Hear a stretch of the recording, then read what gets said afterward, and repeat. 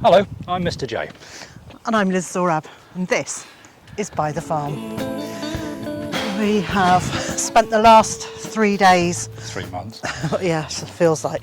The last 3 days moving from our home in Monmouthshire to our new home in Carmarthenshire.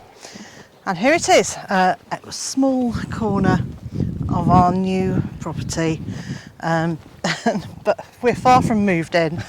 We can't find any of our clothes, so we are both in not the best things to be wearing.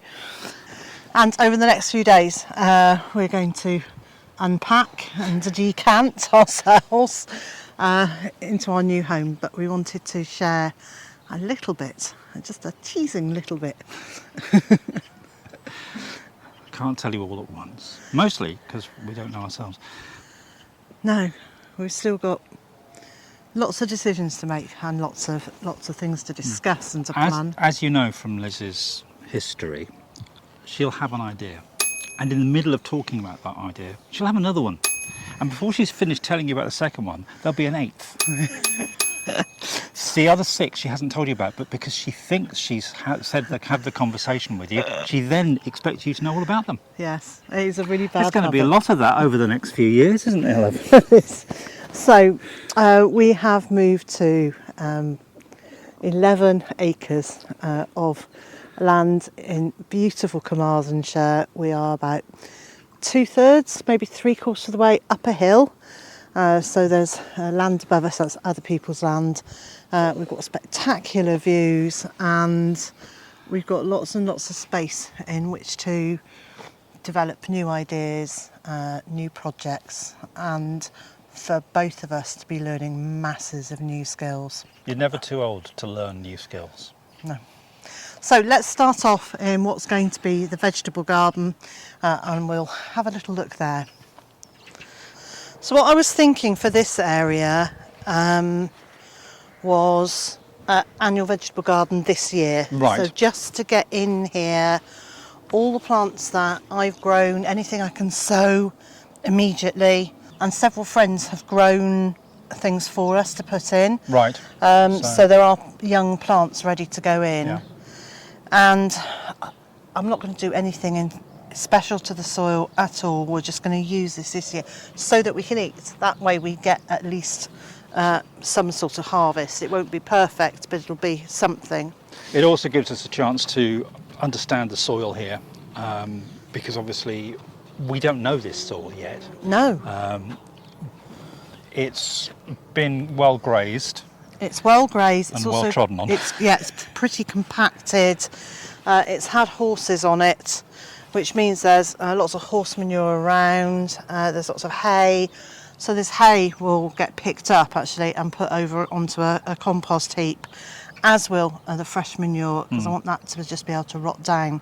But in terms of doing anything to the ground, what I'm actually going to do is put down this cardboard. I'm going to make no dig beds. Put down cardboard and sheet mulch. Yeah. And then make small holes in that mulch and plant through it. Possibly I might put down a bit of compost, because there is a bit of compost here that we can use. But I'm not going to do anything fancy. I'm not going to try and dig out any of the pernicious weeds like the docks that are here this year. I'm just going to cover them because this area this year is about growing food.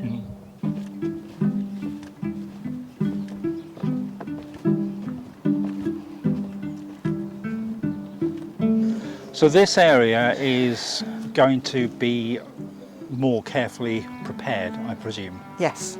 So there's masses of docks. I'm looking at buttercups, stinging nettles.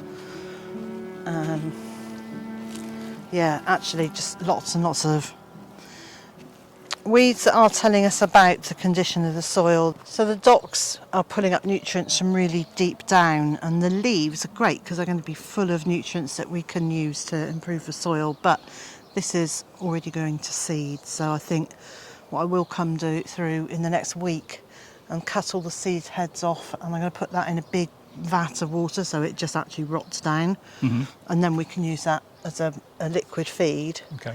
But this area, I think, the easiest thing going to do is just to cover this with like an enormous tarp for possibly the next year, because we can't deal with every area all at once. And There are only two of us. There are only two of us, and to manage the workload so we don't feel overwhelmed by it, and also that it doesn't just get away from us. Basically, I think that would probably be a good idea. I've just noticed there's a parasol base there. Yes, which is fairly well buried. It is fairly well buried. And you know what I'm thinking? How marvellous that would be to put in a rotary clothes area. To dry your clothes? To dry clothes, Okay. yes. That would work. We were talking about where would we dry clothes, but there we go. So this will eventually also be part of our veg garden. In fact, it's more likely to be our fruit garden. And there are pallets surrounding it at the moment, which originally I thought I'd use these pallets, I'd take the pallet fencing down and create a whole load of compost bays. But actually this pallet fencing is really good quality in comparison to the ones I made in Monmouthshire, because those were just held together with bits of baling twine and then another pallet at an angle to support it. Whereas this one here has got fence posts into the ground between each pallet, so it's much sturdier. And Well, there is still quite a lot of baling twine I'm spotting. It well, is the good. farmer's friend. We do like baling twine, but I think my gut feeling is I don't want to take down something that's actually this good quality. No. If it had been rickety old fence panels that were held together with a bit of old twine, then I would have taken them apart. So, changing things as we go, I will find some more pallets to use at right angles on the outside of this. For the compost bays. For making compost bays.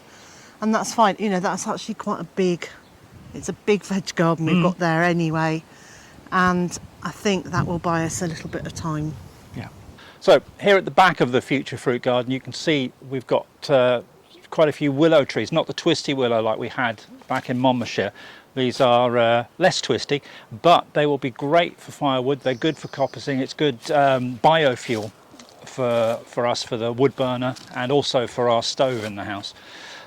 So we'll get those coppiced on a regular basis, and the wood will be put to good use.